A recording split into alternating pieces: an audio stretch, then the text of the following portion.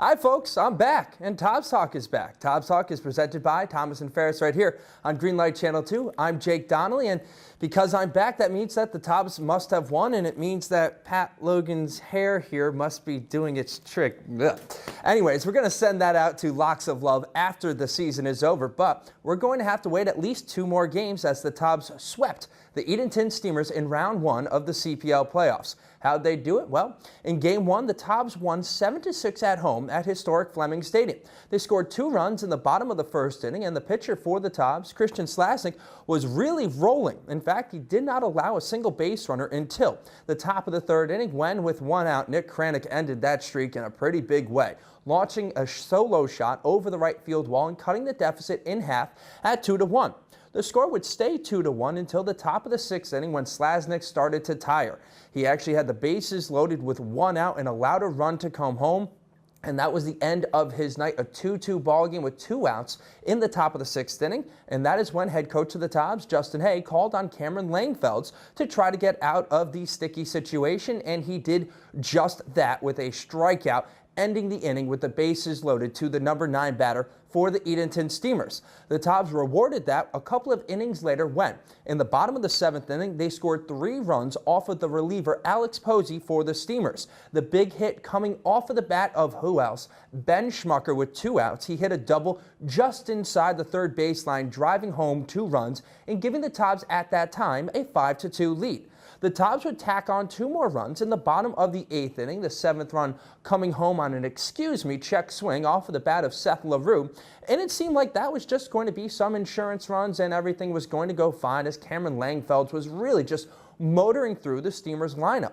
However, in the top of the 9th inning, the Steamers showed why they were the first half champions in the Coastal Plain League. They ended up scoring 4 runs, and it was a really hairy situation as Langfelds was finally pulled from the game when the score was 7-5 with runners at 1st and 3rd and 1 out. Braden Bristow, who had been starting for the past month or so for the Tobbs, was called on to close. Bristow came on, he struck the first batter out, but then the next guy singled to right field, making it a 7-6 game with runners on 1st and 2nd and 2 outs. And then Michael Perez came to the plate and on a 1-1 count launched a fly ball to deep right field. Ben Schmucker went back to the warning track and 1 step in front of the wall was able to grab it for the final out of the game, giving the Tobbs the 7-6 Game 1 victory. Then the Tobbs went to Edenton, and it was pretty much the same game, just flip-flopped the teams, as the Edenton Steamers scored 2 runs in the bottom of the 1st inning before the Tobbs were able to cut the deficit in half in the 2nd inning, thanks to a Drew Cole double followed by a Matt Rubino single right back up the middle, 2-1 ball game. Then in the next inning for the Tobbs, they had that 2-1 deficit. They were able to load the bases, and with 1 swing of the bat, Collins' cue throw, well, he broke out the rye bread. It was grand salami time. Rest in peace, Dave Niehaus. He launched a grand slam over the left field wall, an absolute no-doubter. Manny Arciniega, the starting pitcher for the Steamers, he just threw a shot right down the heart of the plate about belt high, and cue throw showed off his tremendous power. This ball cleared the wall by about 75-80 feet. A no-doubter. Tobbs had the 5-2 lead. They tacked on another run in the 4th inning, making it a 6-2 lead, but the Steamers, much like the previous night, came right back. They scored a run in the bottom of the 4th inning, and then in the bottom of the 5th inning, the starter for the Tobbs, Ryan Mintier, who had been pitching very well, started to get squeezed like a freshly picked Florida orange juice, and the strike zone just got smaller and smaller and smaller until pretty much everything he threw, it wasn't a strike. A couple of pitches, which really, folks, and this isn't your home broadcaster saying it, they were right down the middle of the plate, called strike 3. No, it was called a ball, to the point where the Edenton Steamers, when walking down first base, turned their heads to the first base dugout, which the Tobbs were occupying, and said, "I was strike 3, he just didn't call it." The Steamers ended up scoring 3 runs, tying the game at 6-6. Each team scored a run in the 7th inning, and then it went to the 9th inning when the Tobbs, thanks to Adam Pate just doing what he always does, he got on base, made his way around towards 3rd. Tobbs had guys on 1st and 3rd. A ground ball from Collins, cue throw up the middle. It was stopped by the 2nd baseman Ryan Roslowski, but he bobbled the ball, couldn't pick it up. Pinch runner Jake Armstrong slid into 2nd, and he just beat the tag as Roslawski tried to put the glove on the bag, but it was too late. Pate scored from third base, giving the Tobs an 8-7 lead, and then the reigning 919 marketing CPL pitcher of the week, Quinn Atwood, came on to close, and he did just that, retiring the side in order. Kenny Hostrander, in his final game for the Tobs this summer, made a very nice play on a ground ball deep in the hole between first and second, ranging well into right field, gobbling it up, spinning, tossing, and making the throw to first base, getting the leadoff batter, and that really calmed things down. Atwood, as I mentioned, retired the next two guys, and the Tobs won the game 8-7, sweeping the Edenton Steamers 2-0, and more importantly, it pushed the Tobs into the second round of the playoffs. It's actually the first ever series win for the Tobs in the CPL playoffs. They do have playoff wins, but it's the first time that the Tobs have won a series since the CPL went into the playoff format in series as opposed to elimination games. So the first ever playoff series win for the Wilson Tobs. Winning pitcher in Game 2 was John Allen, pitching a scoreless bottom of the 8th inning. Quinn Atwood picked up the win. The winning pitcher in Game 1 was Cameron Langfeld, with Braden Bristow picking up the save. Bristow, though, is done. Kenny Hostrander is done. The Tobs really just holding on to the final 15, 20 guys or so, trying to see what they can do. And they will have a very tough opponent in round number 2, the Peninsula Pilots, and we'll talk about that more when we come back on this edition of Tobs Talk, presented by Thomas & Ferris, with our head coach, Justin Hay.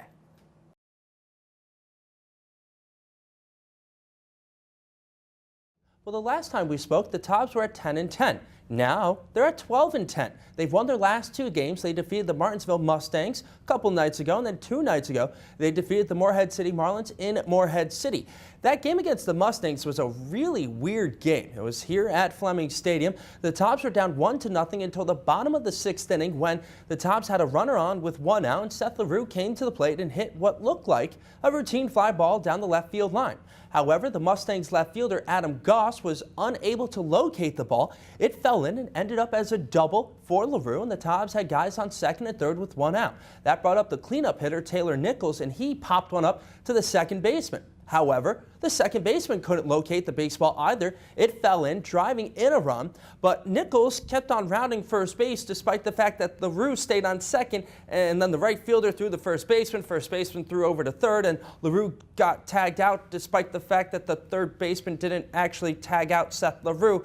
If that sounds really confusing, well, it's because the play was really, really confusing, and when it was all said and done, it was 1-1, and the CPL RBI king Ben Schmucker was coming to the plate, and lightning at Fleming, which delayed the game for 46 minutes. And after the 46-minute lightning delay, Schmucker came up, and in just 2 pitches later, he grounded out to the second baseman, ending the inning 1-1. Well, the Tobs would actually take the lead in the bottom of the 8th inning, scoring 3 runs, and that's when head coach Justin Hay called on Chris Williams for the 3rd time this season in a save situation. Williams came into the game, and he retired the side in order, his 3rd save in as many situations.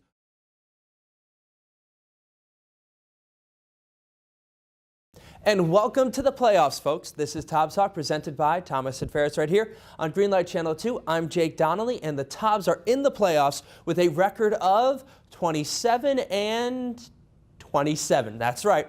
Their last game, their final regular season game against the Edenton Steamers, got rained out, so the Tobs, who have been sitting right around 500 the entire season, end the season right at 500 with that 27-27 matchup. They actually ended the season on back-to-back doubleheaders. They played host to the Peninsula Pilots on Thursday, our Pink Night, which was a part of raising awareness for breast cancer. And the Tobs, well, they won Game 1 3-1, and it was terrific. Christian Slasnick went 7 innings, allowing just 1 run to pick up the complete game victory. But when he left the mound in the top of the 7th inning after recording all 3 outs, the Tobs were down 1-0. But then Ben Schmucker got a single, and then Matthew Parrish was hit by a pitch. Drew Cole bunted the 2 men over to put runners on second and third with 1 out and the Tops down by just 1 run, and Collins Cuthro coming to the plate. He was able to work a 3-1 count before the next pitch hit the outside corner, making that count full.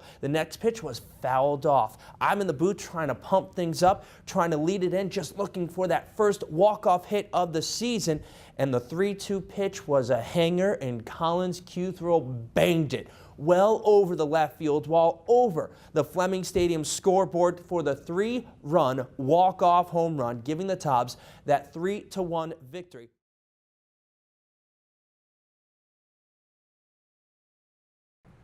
Welcome back, everybody, to this very special edition of Tops Talk presented by Thomas and Ferris right here on Greenlight Channel 2. No, I am not a Bond villain. I am Jake Donnelly, and this here, Mr. Fancy Pants, is Milo. Today's game will be our in the park promotion.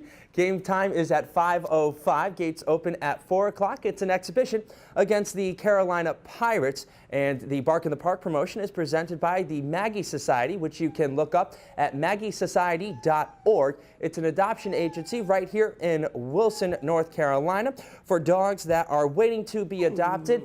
Originally founded with the first dog, Maggie, hence the name, the Maggie Society. Milo is not an adoption dog. He is a lovely, lovely dog who apparently loves to give out kisses and is obviously not very discerning who he gives his kisses out to, because who would kiss this mug, right, Milo? Yeah, buddy.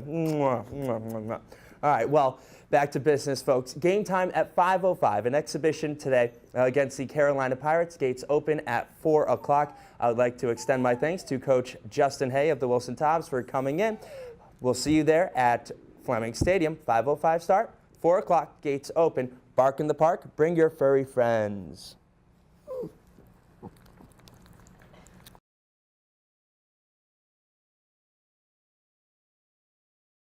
But what is your favorite baseball memory? It could be from any time that you have ever played. We had John Valek say and talk about a home run that he hit when he was 12 years old. So, I mean, any time when you've been playing baseball, what's your favorite baseball memory? I'd have to say in high school, I did a really cool thing. I threw a no-hitter, and it just happened to be against Jonathan Wazak's high school team. We happened to be rivals in high school, and me and him faced off one night and pitched against each other, and we both threw really well. And my team ended up winning in 8 innings. I ended up throwing a no-hitter against him. So how were you disappointed or what when the game was still tied after 7 innings? Well, I actually wasn't too disappointed because we were losing 1-0 for the game. I'd walked a guy to get him on base, and he'd stolen second and got to third, and I had been on first and third after I hit a guy, and I picked off. The kid ended up stealing home and scored, so it was 1-0 until the 7th inning, and I was like, I just threw a no-hitter and we're going to lose. Wazak goes out there with 2 outs, and we have a guy on second, and we get a hit and end up scoring a run to tie the game and end up winning it in the 8th off of him. So I was more relieved at the fact that we had won the game than really the whole other side of it. Now I have to ask, do you remind him about this game at all? Every day. Every single day. I don't let him live it down. Well, you're a courageous guy trying to needle a 6'7", 257-pound guy. So, yeah, very courageous on your part, Daniel. I've known him for a while, so he's just a big teddy bear.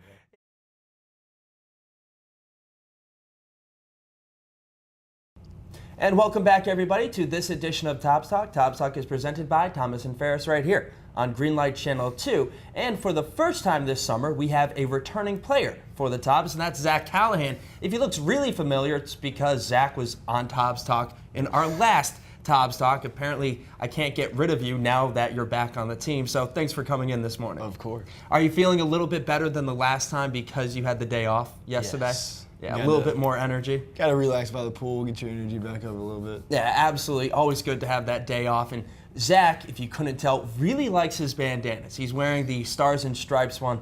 Of course, the United States lost yesterday against Belgium in the World Cup, so they're now out of it. But why do you decide, which one is your favorite bandana? I think you have 4, right? There's 4. I mean, we just crazy. It all started, Julio started. I can't take the credit for it. So Julio started it. We're on the bus, and he's wearing, I forgot what kind of bandana he was wearing. He was wearing some crazy bandana, and I was like, you know what? It's funny. I won't do it. Like, we'll start it up. So now we got me and him. We go out. We try to find just the craziest bandanas you can have. I think I got a cheetah one. He's got like a sock monkey one. And you just try. It's just something to be stupid with and do funny and just have fun with it. We wear it during pregame and postgame, so whenever. And on the buses, yeah, these guys love it. Zach wearing his bandanas, Julio Valdez, left-handed pitcher for the Tops. They have the bandanas. Other guys have the sun hats, which doesn't seem like the coolest look in the world, but a lot of guys like those as well. Is it just one of those things where it seems to keep the team kind of lighthearted? Just something to goof around. Who can get the craziest outfit? I think Mintier got a tie-dye one. So just if you can find it crazy and you think you can rock it, rock it. And Mintier also had a shirt last time on the bus, which I don't think went over all that well. You want to describe it for the people at home? He had a Columbia fishing shirt, and then he had gym shorts that was tucked in, like crew socks, and then Nike Free. So he looked like he was going to work out, but he's also like he was going to go fish right after.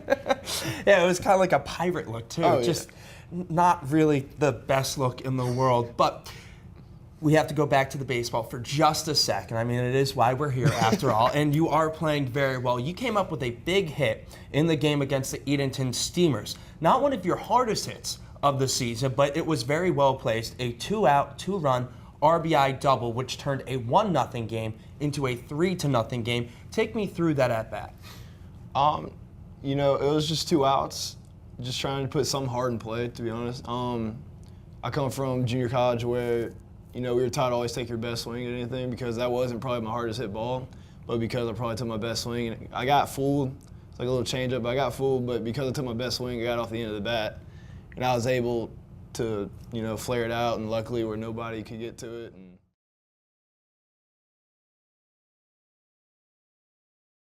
Now, is there any argument or battle between the Panhandle Floridians and the Southern Floridians, and which beaches are better? Oh yeah, definitely the SoFlo guys, as we call them. They love their beaches down there, especially 2 teammates, Danny and Frankie from Miami. They always give me, you know, a hard time about, you know, being from North Florida. We're basically Alabama, you know. They just give me stuff for it, but. Now, have they ever made their way to the Panhandle? Do they not know what they're missing? They don't. They really don't. They've never been. You know, they're just SoFlo guys. They can't help it.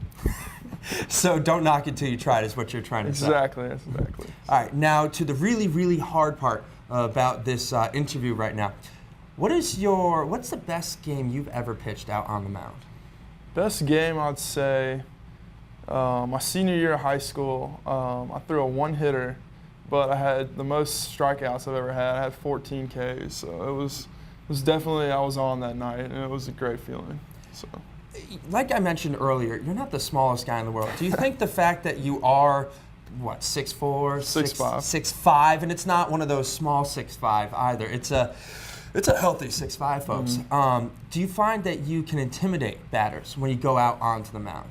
I think so, definitely. Coming from that angle of my height, I feel like it's a different look to say because, you know, so tall, it's coming from a different angle, but I'd say it's pretty intimidating. I mean, that's what I want to, you know, get in them, that I'm intimidating. So. And you also have a tendency to attack batters. You don't like to mess around in the strike zone. A fastball and that big curve. Which do you think is your best pitch? Those are my breaking ball. Fastball, when I can locate it, it's really good. But I feel like my breaking pitch, it's got a lot of bite.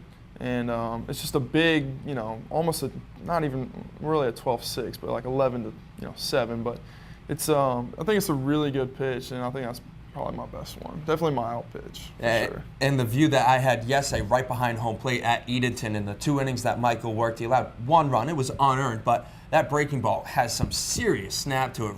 As you mentioned, about 11 to 7 break in. When it's coming off of a 6'5" body, that's some serious filth going on right there. But Michael, thank you for coming in this morning. I really do appreciate it, especially because I know the Tobs didn't get back at an early time last night, and yesterday was a fairly long day for a reason or two, which I'll get to during tonight's broadcast. But Michael, thank you for coming in. Thank you. Appreciate it. When we come back, we'll close out this edition of Tobs Talk presented by Thomas & Ferris.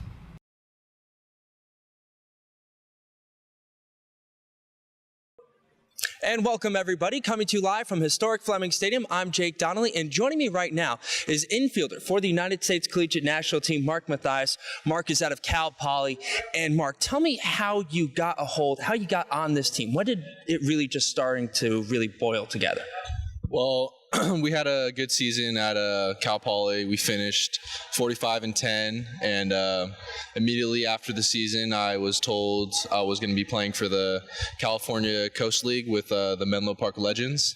And a few games into that, I got a call and telling me that I had a chance to try out for the USA Collegiate National Team.